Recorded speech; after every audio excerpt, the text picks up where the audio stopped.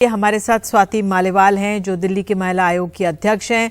स्वाति, आप जुड़ी हैं। एक और ये मामला इस तरह से बहुत दुखद हुआ है, बहुत परेशान करने वाला ये मामला सामने आया है। महिला आयोग क्या कर रही है इस पूरे मामले पर? जी, बहुत ही दिल दहला देने वाला केस है और इंसानियत को शर्मसार करने वाला केस है। हमने समन्स इशू करे हैं दिल्ली पुलिस को क्योंकि बहुत सारे सवाल हैं जिनका अभी तक जवाब नहीं मिला है। सबसे पहली बात तो ये है कि क्या ऐसा तो नहीं कि लड़की के साथ कोई यौन शोषण की घटना हुई हो।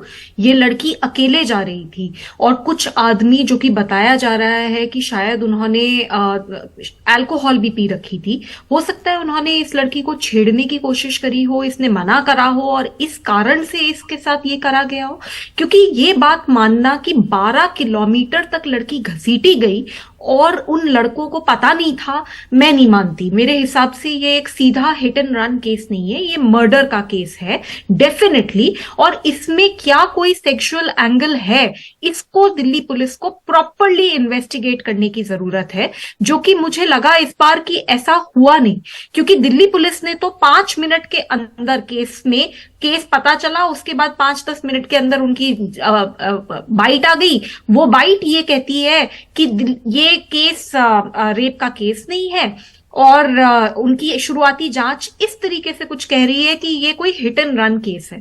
पर मुझे ये बात समझ नहीं आई कि पोस्टमार्टम रिपोर्ट तो अब आएगी, अभी तक पोस्टमार्टम तो हुआ नहीं, तो ऐसा कैसे कहा जा सकता है कि ये रेप का केस नहीं है। दूसरी बात, हो सकता है सेक्सुअल हैरेसमेंट का केस हो, लड़की को छेड़ा जा रहा हो, उसने प्रोटेस्ट करा हो, इसलिए उसके साथ इस तरीके से मारा गया। क्योंकि ये बात कौन मान लेगा कि 12 किलोमीटर तक वो लड़की घसीटी गई और जो गाड़ी चला रहे थे उन्हें ये बात ही नहीं। इनफैक्ट अब तो चश्मदीद गवाह भी सामने आ रहे हैं जो कि बता रहे हैं कि वो यूटर्न ले रहे थे गाड़ी वाले। सीसीटीवी फुटेज भी इस तरीके की है, 20 किलोमीटर पर आवर पे वो धीरे धीरे गाड़ी चला रहे थे, तो क्लियरली उन्हें पता तो था। लेकिन इसमें दिल्ली पुलिस को प्रॉपरली जांच करने की जरूरत है और साथ में हमें यह भी समझने की जरूरत है कि 12 किलोमीटर तक कोई पीसीआर नहीं थी, कोई चेक पोस्ट नहीं था, न्यू ईयर्स ईव की रात थी, उस समय तो और ज्यादा सुरक्षा होनी चाहिए दिल्ली में, तो कोई सुरक्षा मैकेनिज्म्स नहीं थे। जी स्वाति, एक सवाल ये, लगातार हमारे चैनल पर जो तमाम सुरक्षा पुलिस के लोग आ रहे हैं वो ये कह रहे हैं कि पहले सिस्टम ये था कि जो पीसीआर वैन थी वो सड़कों पर करती रहती थी, वो किसी थाने से जुड़ी नहीं होती थी। लेकिन फिर ये चेंजेस हुए हैं कि जो पुलिस वैन होती है, पीसीआर वैन है, वो थाने से जोड़ दी गई है और इसलिए शायद ये विलंब हुआ। आपका क्या आकलन है, क्योंकि आप बहुत मामले ऐसे देखती हैं, क्या ये जो बदलाव है वो भी उसको दोबारा से ठीक करने की जरूरत है? जी, हमने दिल्ली पुलिस को समन करा है और ये सारी बातों पे हम उनसे चर्चा करेंगे, उनसे पहले समझेंगे और सारे एविडेंस को मैं खुद भी देखना चाहूंगी, क्योंकि मुझे ये बात बिल्कुल समझ नहीं आ रही कि 12 किलोमीटर तक वो घसीटी जाती है और उन लड़कों को बात पता नहीं होती। ये मैं बिल्कुल मानने को तैयार नहीं हूं। और जो दिल्ली पुलिस ने एफआईआर भी दर्ज करी है, मेरे हिसाब से वो एफआईआर हल्की एफआईआर दर्ज हुई है, उसे और बहुत स्ट्रेंथन करने की जरूरत है जिससे कि इन लोगों को सख्त से सख्त सजा हो। न्यू ईयर्स ईव है, क्या सुरक्षा मैकेनिज्म है कि 12 किलोमीटर तक लड़की को घसीटा जाता है, 1-2 घंटे तक ये पूरी वारदात चलती है और पता नहीं चलता। और अगर हम देखें तो चश्मदीद गवाह ये बोल रहे हैं कि एक ने तो फॉलो करने की कोशिश करी, 45 मिनट तक उसने फॉलो करा, 22 बार उसने पुलिस को कॉल करा अकॉर्डिंग टू दैट पर्सन, जिसको ऑब्वियसली इन्वेस्टिगेट करने की जरूरत है। लेकिन उसका ये कहना है, उसका फर्स्ट पर्सन अकाउंट ये है कि वो इतनी बार उसने कॉल करा और फिर भी वहां पुलिस नहीं पहुंची।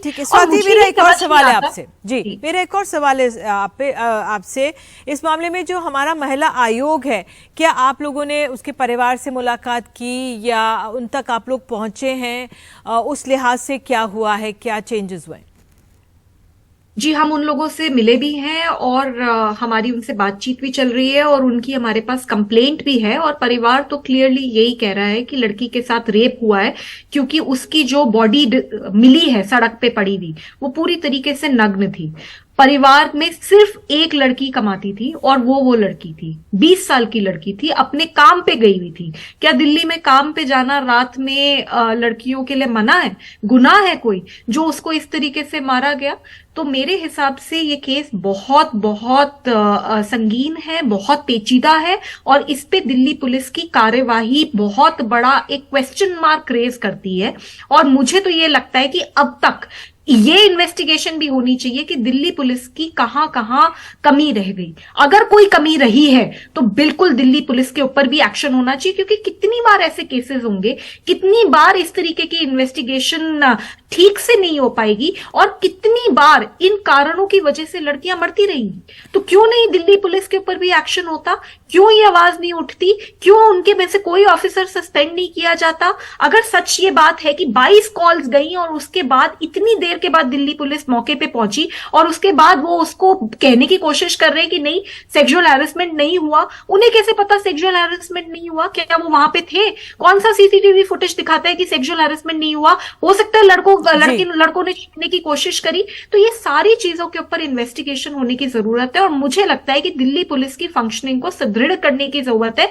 नहीं तो आप देखिए, न्यू ईयर है, पूरा देश न्यू ईयर मना रहा है, पर आज किसी को हैप्पी न्यू ईयर कैसे बोला जाए?